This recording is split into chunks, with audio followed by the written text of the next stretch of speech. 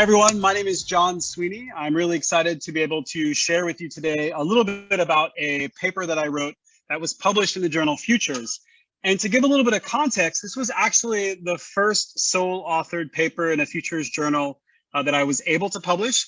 I would say that this was definitely an early career publication. And so I'm just going to talk through a little bit about some of the ideas that went into this paper, how this paper actually ended up shaping my career and some of the research pathways that I ended up taking after this, and then to reflect a little bit on the publication process and what I learned for that, and how that's actually shaped some of my work now as a co-editor at World Futures Review.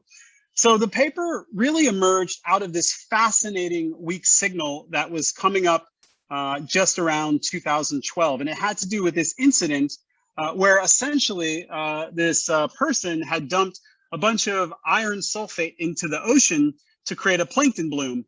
And he was doing that because he wanted to get carbon credits. And also that is seen, broadly speaking, as a way of what's called geoengineering. And geoengineering is the intentional manipulation of the global climate system fundamentally to deal with the effects of global climate change. Now, of course, there has been interest, broadly speaking, with weather modification or looking at various types of interventions in the climate system for decades, and even within the futures community, it's been a significant issue. But geoengineering really got put on the map with the publication of a Royal Society report in 2009. And that was right at the time that I was starting the PhD program at the University of Hawaii at Manoa. So in my head, I had this sort of in the background. It wasn't originally my dissertation topic, but this paper actually then morphed and mutated into becoming the topic for my dissertation, which was focused on geoengineering. But in this paper, and where I think this paper speaks to, again, some of my intellectual journey, is that it also speaks to my interest in political theory, in philosophy, and how that shaped some of the thinking that went into this.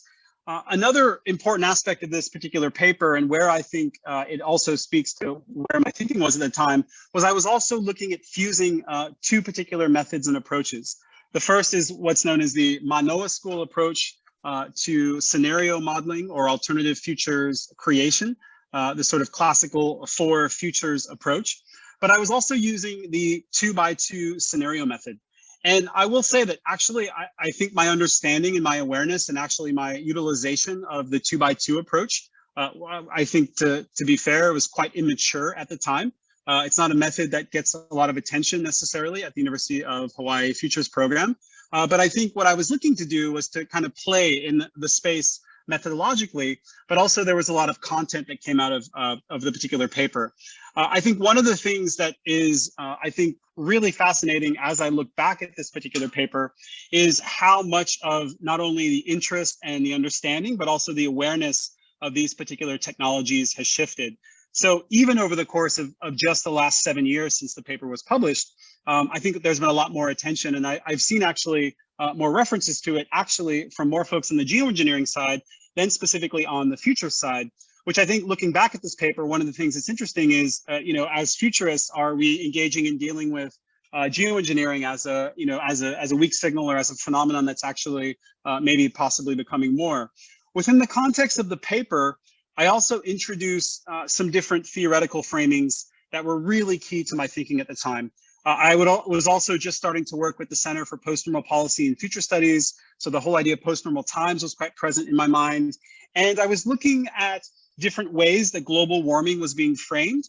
And I really then latched onto this idea of global weirding, which I introduced within the context of the paper as a bit of a theoretical lens and a framing for then why I was choosing and really trying to make an argument for the necessity of these methodological sort of mashups. And then in particular, what I was also looking to do was to try to understand what was relevant in the existing futures literature, if you will. Of course, there have been a variety of science fiction stories and different imaginaries for thinking about geoengineering. Folks like Jimenez Castillo have of course, published books on the topic. But I found actually that there was not a lot within the context of futures necessarily. So the article really pulls from a bit of a mishmash. And one question that had certainly come up throughout the review process was, is this a method article or is this a content article? And the article itself actually ends with scenarios. So there's nothing that really comes up. So it's a bit of an odd bird from an article perspective. And actually, if I was reviewing this article, and certainly during the review process, I got these kinds of questions. What is this article really trying to do? What is it trying to accomplish? What is really the focus and the frame? So it's a little bit scattered with regards to the kinds of ways that it's moving, the kinds of theoretical positioning that it takes, and also the sort of like the methodological approach. And I'll give an example of that. So as I was using the 2x2 method, and again, based on my, I would say, relatively immature understanding at the time, the two axes that I ended up using were actually taken from this original quote that was said by former President George W. Bush in 2003, where he said, "In this century, the greatest environmental progress will come about not through endless lawsuits or command and control regulation, but through technology and innovation." And so one of the things I thought that was fascinating that really comes out in the paper is this whole discourse about technological interventions, the role, the function of technology, and how is it that we could think about actually manipulating the global climate system in a way that's intentional, meant to abate global climate change. Of course, the argument's been put forward, and this is mentioned in the paper, that actually we are geoengineering already. We're just doing a crummy job. We're making the planet inhabitable as it was. So where I think the paper starts to get at and really is thinking about these issues with a futures lens is also looking at some of these imaginaries. There is a bit of narrative foresight here, I will say, even though it sort of goes unnamed in the paper, but thinking about how we talk about nature, how we talk about technology, and how that really shapes these kinds of broader questions. And so as I was thinking about putting the scenarios together, I felt that I couldn't just particularly use one particular approach, and in the spirit of post-normal times and global weirding, that I wanted to sort of hybridize and to think about what might that produce, what might come out of that. And so, for example, as I was looking at constructing these, I first started with the Manoa School approach, which uses 7 driving forces. And then I was also thinking about, based on my sort of literature review, what might the axes be? And rather than going through a process of identifying critical uncertainties, rather than using, let's say, a particular approach that I was intentionally trying to create diversity and picking two things that were radically different, the axes actually in some ways overlap. So I defined the axes relative to this idea of command and this idea of control. And I say idea, but actually they're more like philosophical concepts with the notion of how is it that responsibility is taken for this particular kind of action, and what is the actual functional level of control that might be possible. And what's really interesting is, and this goes back to a quote by the guy who dropped a bunch of iron sulfate into the ocean. He said that geoengineering is not rocket science, it's more like organic gardening.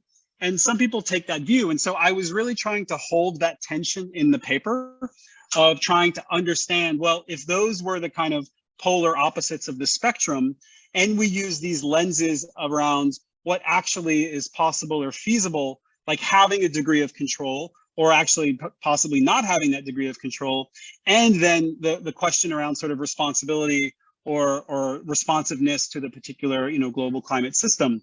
So again, looking back, I could see that it's a little bit murky, the 2x2, but I also wanted to then overlay and bring in and see where the particular 4 futures archetypes. And if you'll notice in the paper, actually, this is before Jim Dater had published a bit of an update. So now in the Manoa School scenario method, they don't talk about collapse, they talk about new beginnings. So this reflects a bit of the old approach. But what I thought was quite interesting was, as I was layering these on, I realized that there were challenges with the matrix that I had actually crafted.